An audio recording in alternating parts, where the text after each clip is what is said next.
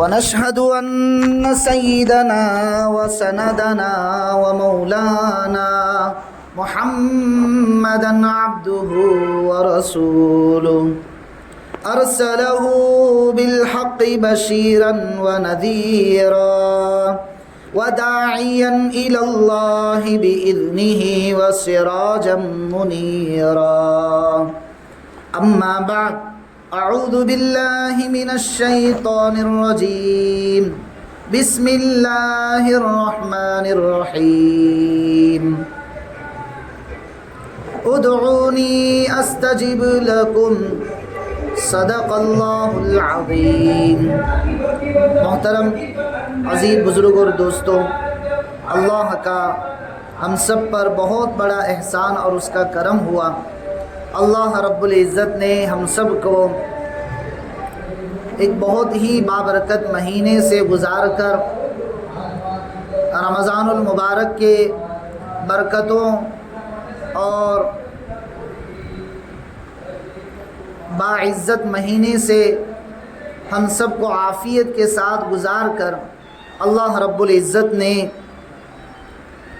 شوال المکرم کے مہینے میں ہم سب کو داخل فرمایا ہے. عزیز بزرگ اور دوستوں،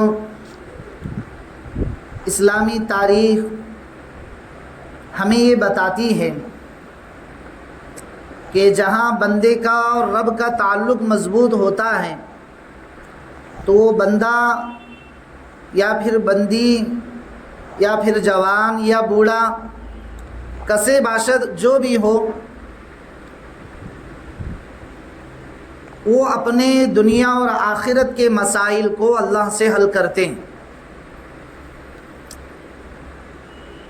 پہلے زمانے میں بھی یہ تاریخ دہرائی گئی ہے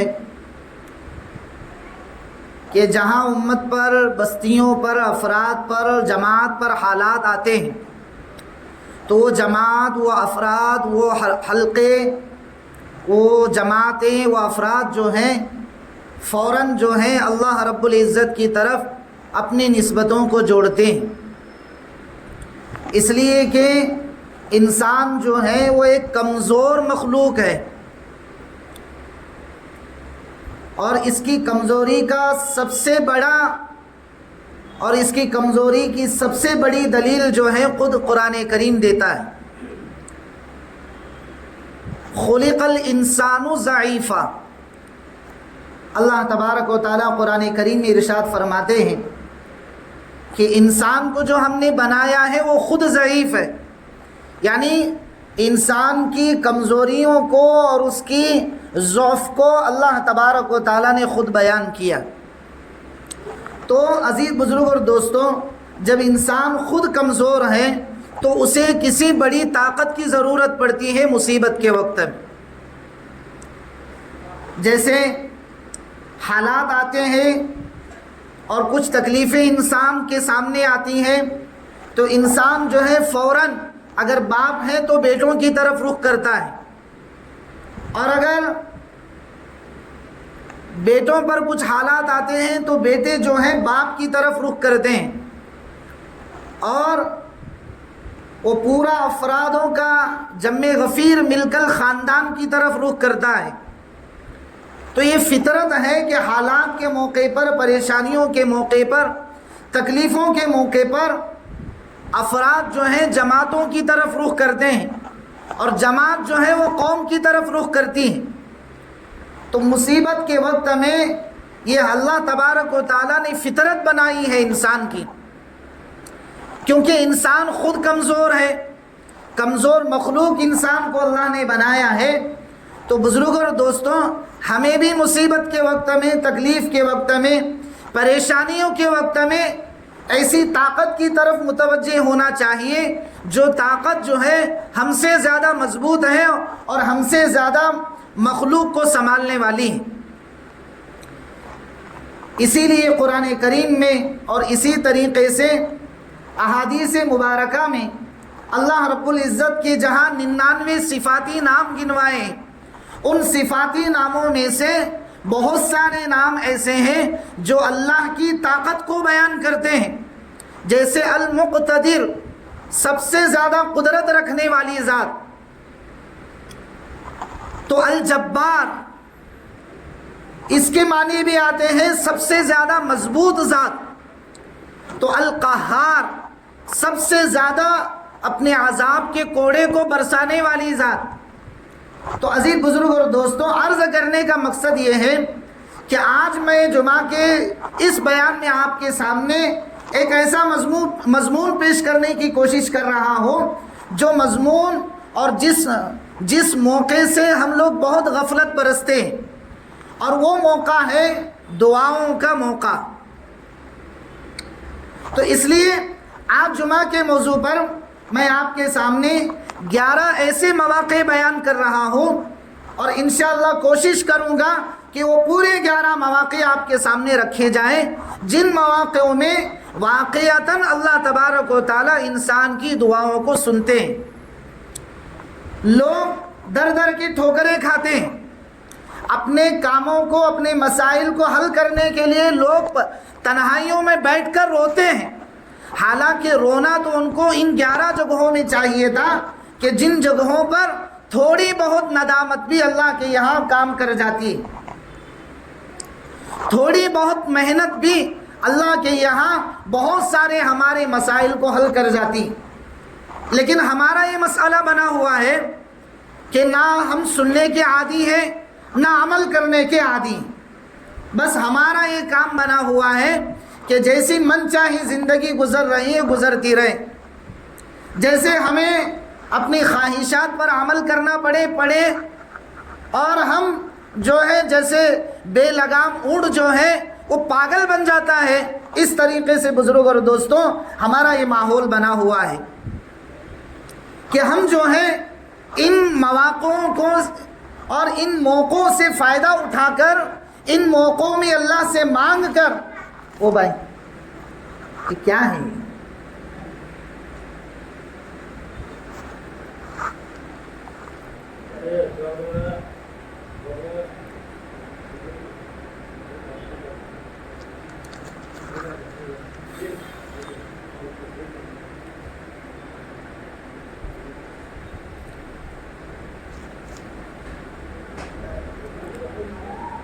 درود شریف پڑھ لیں۔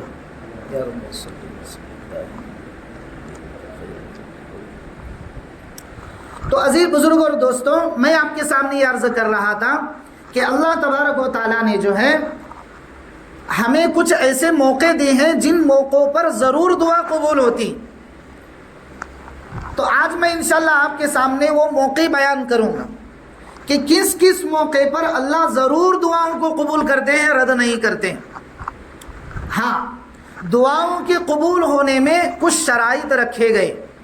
وہ شرائط یہ ہیں کہ بعض مرتبہ انسان کو وہ چیز مل جاتی ہے جو چیز انسان نے اللہ سے مانگا ہے، سب سے پہلی چیز ہے۔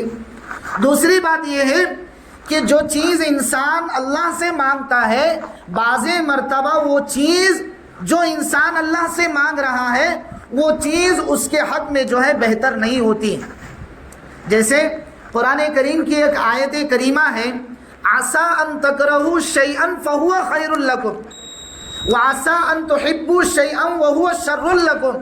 اللہ تبارک و تعالیٰ ان دونوں آیتوں میں فرماتے ہیں کہ میرے بندے اور بندی، بعض مرتبہ تم دعاؤں میں ایسی چیزیں مانگتے ہو جو چیز تمہارے حق میں بہتر نہیں ہوتی، اور دوسری آیت میں اللہ فرماتے ہیں میرے بندی اور بندیوں اور بندوں، بعض مرتبہ تم دعاؤں میں ایسی چیزیں مانگتے ہو جو واقعتاً تمہارے لیے وہ دکھنے میں اچھی ہوتی ہیں لیکن اندرونی اعتبار سے وہ خراب ہوتی ہیں، اور بعضی چیزیں ایسی ہوتی ہیں جو دکھنے میں خراب ہوتی ہیں لیکن اندرونی حساب سے اچھی ہوتی۔ تو یہ قرآن کریم کی آیت کریمہ ہمیں یہ سمجھا رہی ہے کہ بعض مرتبہ انسان جو ہے دعاؤں میں ٹھوکر کھا جاتا ہے۔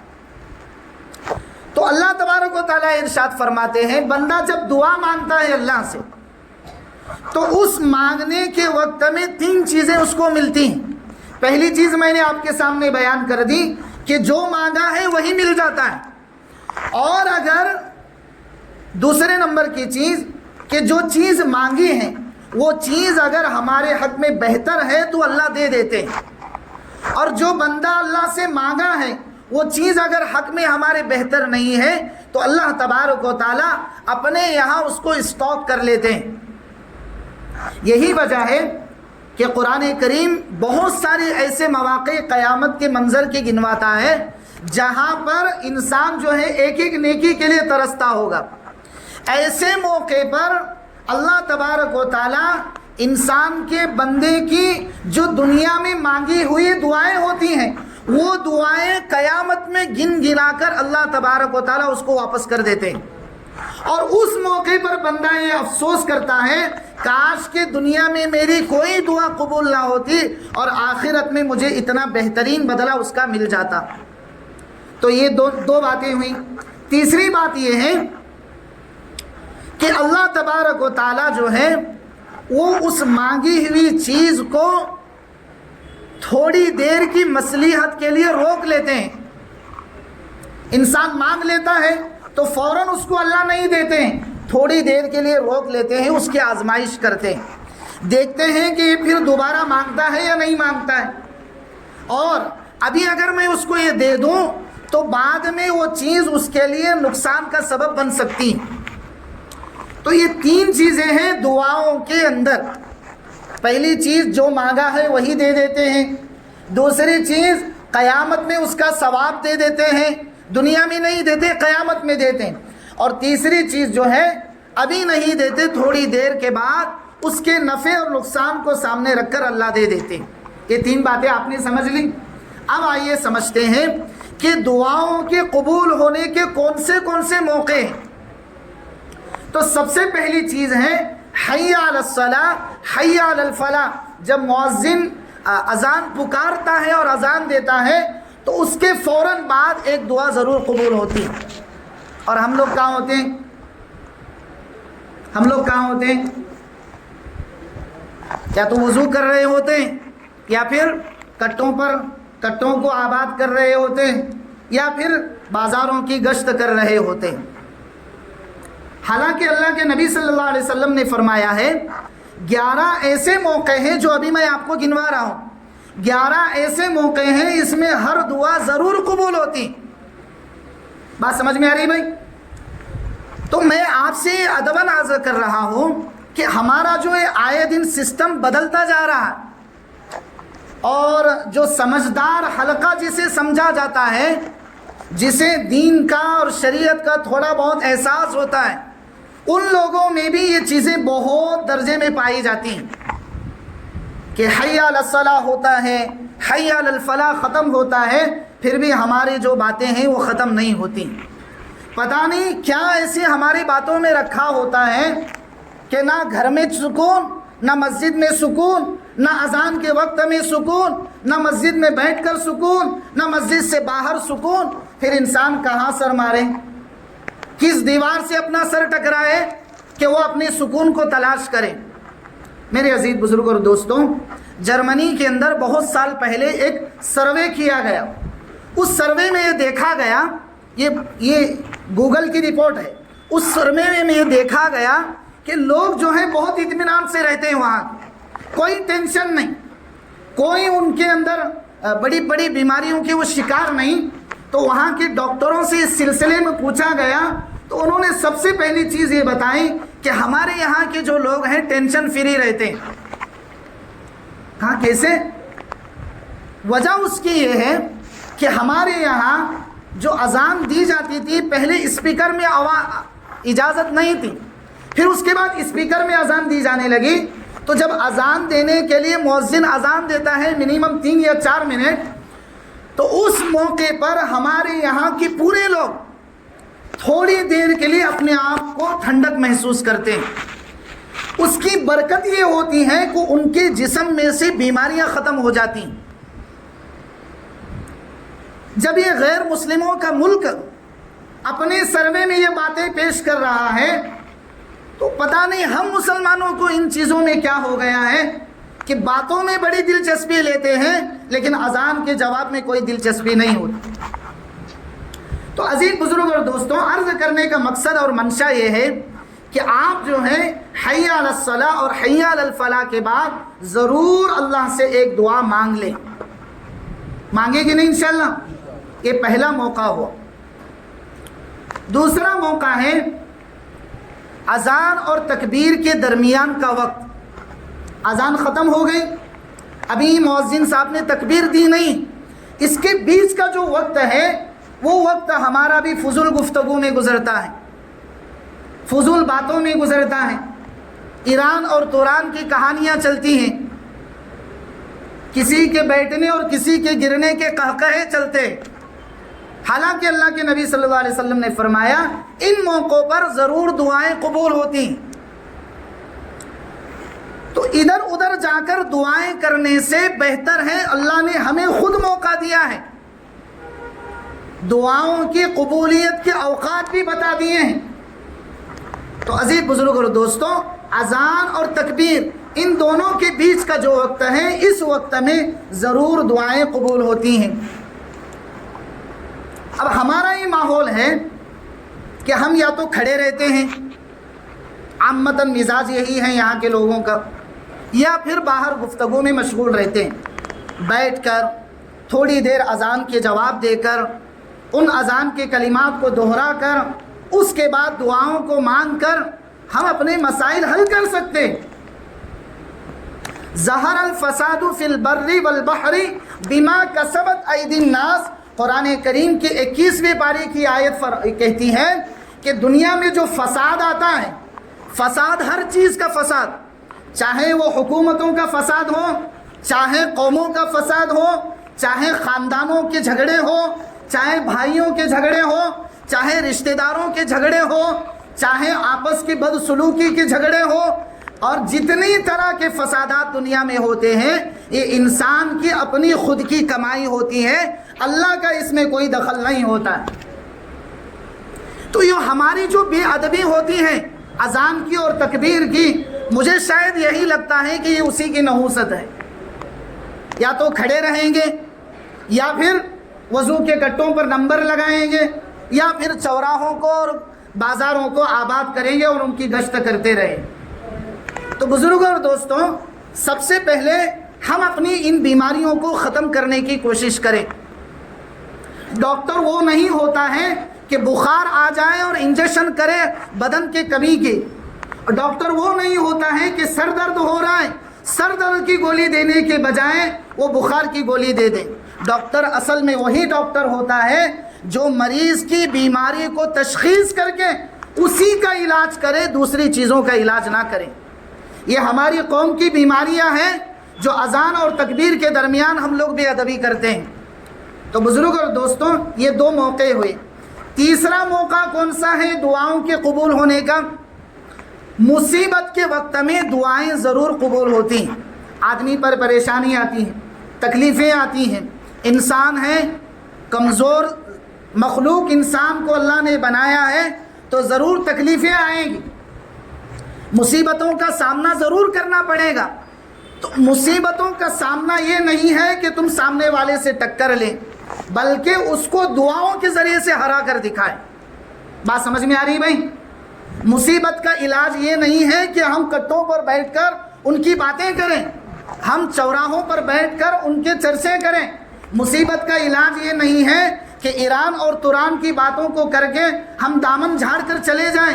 مصیبت کا علاج یہ ہے حکمتاً اپنے دماغ کو استعمال کرتے ہوئے اس موقع کے فائدے کو اٹھاتے ہوئے دعاؤں کے اہتمام کریں.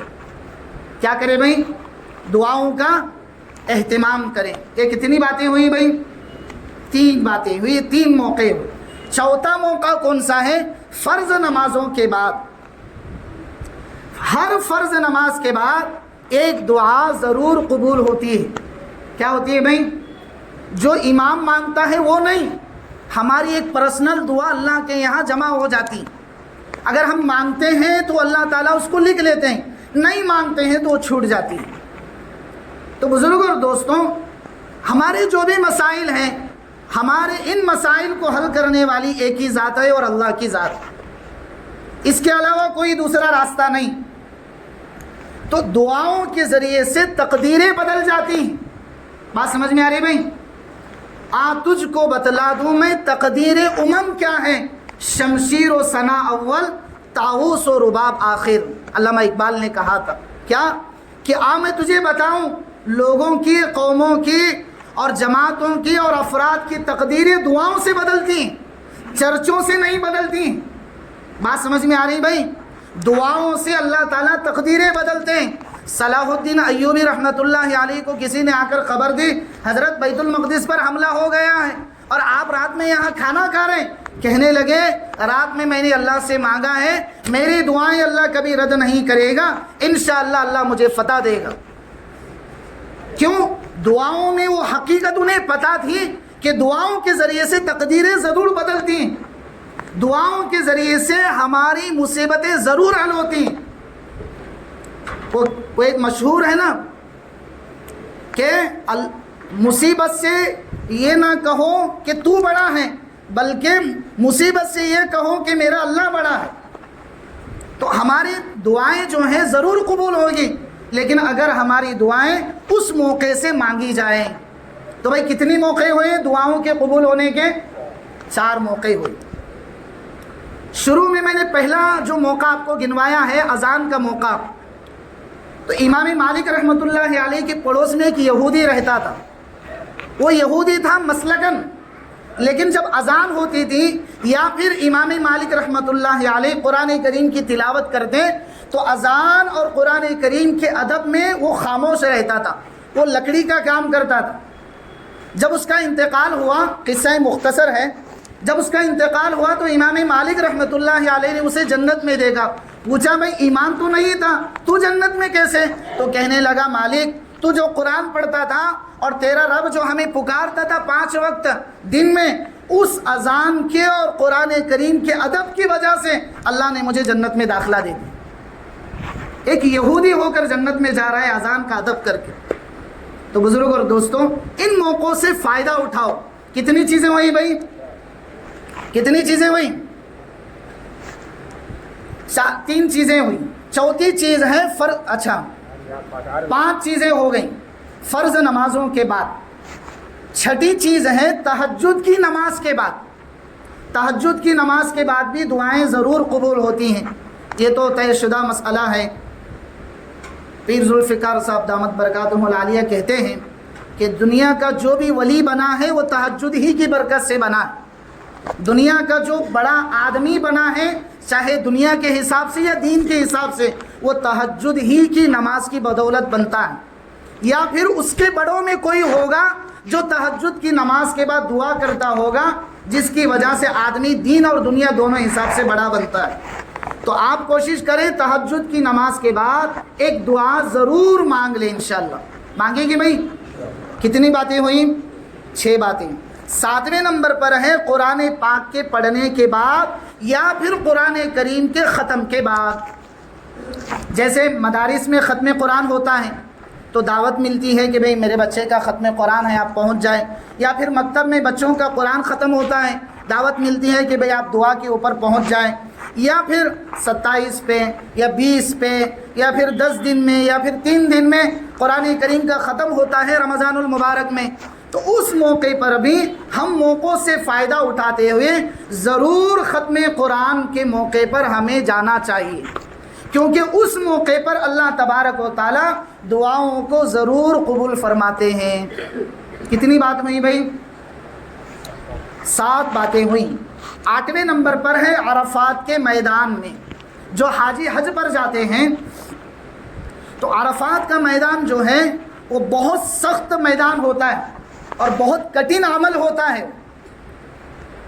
حاجی کا جو اصل مغز ہے وہ عرفات ہی کا میدان ہوتا ہے۔ تو بزرگ اور دوستوں، اس موقع پر بہت ساری دعائیں اللہ تبارک و تعالیٰ قبول کرتے ہیں۔ بہت سارے ہمارے اکابرین کے واقعات ہیں جو انہوں نے عرفات کے میدان میں مانگ کر اللہ سے مدد حاصل کی۔ تو بزرگ اور دوستوں، میں ان واقعات کی طرف جانا نہیں چاہتا، آپ کو بس یہ کہہ رہا ہوں کہ عرفات کے میدان میں بھی دعائیں ضرور قبول ہوتی ہیں۔ نمبر 9 پر ہے کعبہ شریف کی زیارت کے وقت۔ آدمی جب حج پر جاتا ہے یا پھر عمرے کے لیے جاتا ہے تو سب سے پہلی نظر جب پڑتی ہے تب دعا ضرور قبول ہوتی. تو کعبے پر پڑی جب پہلی نظر، اس کے بعد کیا ہے؟ کیا چیز ہے؟ دین اور دنیا میں بھول گیا ہے نا. تو جب وہ اس موقع پر جب آدمی کی نظر پڑتی ہے تو فوراً چھوٹی چھوٹی چیزیں نہیں مانگنی چاہیے. ہمارے بڑوں کی زندگیوں میں اور ان کی تاریخ میں یہ باتیں ملتی ہیں کہ اللہ سے مانگنا چاہیے اللہ مجھے مستجاب الدعوات لوگوں میں شمار فرما. مستجاب الدعوات ان لوگوں کو کہتے ہیں جن کی دعا جب بھی مانگے جیسے بھی مانگے قبول ہو جاتی. اور اگر ہم اس موقع پر چھوٹی چیز مانگ لیں تو وہ چیز تو مل جائے گی لیکن ہم مستجاب الدعوات لوگوں میں ہمارا شمار نہیں ہوگا. تو اس کا بھی ہمیں اہتمام کرنا چاہیے. نمبر 10 پر ہے طواف کے وقت میں دعا ضرور قبول ہوتی. حاجی جب طواف کرتا ہے، عمرہ کرنے والا جب طواف کرتا ہے تو اس موقع پر بھی دعائیں ضرور قبول ہوتی ہیں. اسی طریقے سے نمبر 11 پر ہے حجر اسود کے زیارت کے وقت میں یا پھر اس کو بوسہ دینے کے وقت میں. تو حجر اسود جو ہے وہ جنت سے اتارا ہوا پتھر ہے جو کعبۃ اللہ کی دیوار میں اسے نصب کیا گیا ہے. تو یہ احادیث میں یہ باتیں ملتی ہیں کہ اگر ہمیں موقع مل جائے اس کی زیارت کا، اسے بوسہ دینے کا، تو ہمیں اسے بوسہ دینا چاہیے. اور اگر موقع نہیں ملتا ہے تو دور ہی سے استلام کر لینا چاہیے. استلام کہتے ہیں دور ہی سے ایسے سلام کر لینا، یا پھر بعض لوگ کہتے ہیں رومال پھینک کر اس کو ہلانا. خیر الگ الگ طریقے احادیث میں ملتے ہیں. تو حضرت عمر رضی اللہ عنہ کا معمول تھا کہ آپ دور ہی سے استلام کرتے تھے اور دور ہی سے حجر اسود کو محبت کی نظر سے دیکھتے تھے اور یہ جملہ فرماتے تھے کہ اے حجر اسود تو بھی ایک پتھر ہے، اگر میرے حبیب تجھے نہ چومتے تو میں بھی نہ چومتا تجھے، لیکن میرے حبیب نے تجھے چوما ہے اور مجھے اللہ کا یہ حکم ہے اس لیے میں بھی تجھے چومتا ہوں. تو یہ حضرت عمر رضی اللہ عنہ کے الفاظ تھے. تو بزرگ اور دوستوں، یہ 11 موقع میں نے آپ کے سامنے رکھے ہیں. ایک تو اذان میں حی علی الصلاۃ حی علی الفلاح کے موقع پر دعا ضرور قبول ہوتی ہیں. دوسرے نمبر پر ہے اذان اور تکبیر کے درمیان کا جو وقت ہوتا ہے اس وقت میں دعا ضرور قبول ہوتی ہے. تیسرے نمبر پر ہے ہر مصیبت کے وقت میں دعا ضرور قبول ہوتی ہیں. چوتھے نمبر پر ہے ہر فرض نماز کے بعد دعا ضرور قبول ہوتی ہیں. پانچویں نمبر پر ہے نمازوں کے اندر بغیر سجدے کے نماز جو آدمی پڑھتا ہے وہ تو سجدے کے ساتھ میں ہوتی ہے. ایک نماز ہوتی ہے جو نماز کی شکل ہوتی ہے لیکن اس کے اندر صرف سجدہ ہوتا ہے. جیسے آدمی جب دعائیں کرتا ہے زیادہ تو تھک کر سجدے میں چلا جاتا ہے تو نماز کی ایک شکل بنا لیتا ہے، تو وہاں پر بھی دعائیں ضرور قبول ہوتی ہیں. تو ہمیں اس کا اہتمام کرنا چاہیے. اور اس کے بعد چھٹے نمبر پر ہے تہجد کی نماز کے بعد دعا ضرور قبول ہوتی ہیں. ساتویں نمبر پر ہے قرآن پاک کے پڑھنے کے بعد یا قرآن پاک کے ختم کے بعد دعا ضرور قبول ہوتی ہیں. آٹھویں نمبر پر ہے عرفات کے میدان میں دعا ضرور قبول ہوتی ہے. نویں نمبر پر ہے کعبہ شریف کی زیارت کے موقع پر، اور اسی طریقے سے 10ویں نمبر پر ہے طواف کرنے کے موقع پر، اور 11 نمبر پر ہے حجر اسود کے موقع پر اور اس کے استلام کے موقع پر. تو بزرگ اور دوستوں، یہ دعاؤں کی قبولیت کے اوقات کے بارے میں نے آپ کے سامنے یہ مضمون رکھا ہے، اس لیے کہ ملک جو ہے اور اسی طریقے سے خصوصاً مسلمان جو ہیں ایک بہت بڑی آزمائش کے دائرے سے گزر رہے ہیں. تو ہمیں سب سے بڑا جو ہتھیار آزمانا ہے وہ اللہ کے نبی صلی اللہ علیہ وسلم کا فرمان ہے کہ دعا مومن کا ہتھیار ہے. دعا کیا ہے؟ مومن کا ہتھیار ہے. اب اگر ہم لوگ دشمن سے مقابلہ کرنے کے لیے مسلح نہیں ہوں گے تو پھر ہم میدان میں ٹک نہیں سکتے. اس لیے ہماری سب سے بڑا اور ہمارا سب سے بڑا ہتھیار جو ہے وہ دعاؤں کا اہتمام. کس کا اہتمام ہے بھائی؟ دعاؤں کا کیا کرنا ہے؟ ہمیں اہتمام کرنا ہے. خصوصاً اذان کے موقع پر ادھر ادھر کی گپ شپ کرنے سے، ادھر ادھر کی باتیں کرنے سے فوراً وضو کر کے اگر جلدی آ گئے ہیں تو بیٹھ کر مسجد میں دعاؤں کا اہتمام کریں. ایک بات آپ یہ ذہن میں رکھیں، دعاؤں میں ہاتھ اٹھانا ضروری نہیں. دعاؤں میں ہاتھ اٹھانا ضروری نہیں ہے بلکہ دل ہی دل میں بھی دعا ہو جاتی. دل میں کیا ہو جاتی ہے بھائی؟ دعا ہو جاتی. اس لیے مستقل ہاتھ اٹھائیں تب بھی چلے گا، اور اگر موقع نہیں ہے تو اس موقع پر دل سے بھی جو دعائیں مانگیں گے اس موقع پر بھی دعا قبول ہوتی ہے۔ اسی طریقے سے یہ 11 چیزیں میں نے آپ کے سامنے رکھی ہیں۔ ایک چیز حدیث میں یہ ملتی ہے کہ جمعہ کے دن جمعہ کے خطبے کے درمیان کا جو وقت ہوتا ہے، جمعہ کے 2 خطبوں کے درمیان کا جو وقت ہوتا ہے، اس وقت میں بھی دعا ضرور قبول ہوتی ہے۔ تو آپ تمام حضرات سے میری یہ گزارش ہے کہ آپ جو ہیں دعاؤں کا خاص اہتمام کریں ان موقعوں پر۔ بات سمجھ میں آ رہی ہے بھائی؟ کریں گے انشاءاللہ۔ اللہ تعالی ہم سب کو عمل کی توفیق عطا فرمائے۔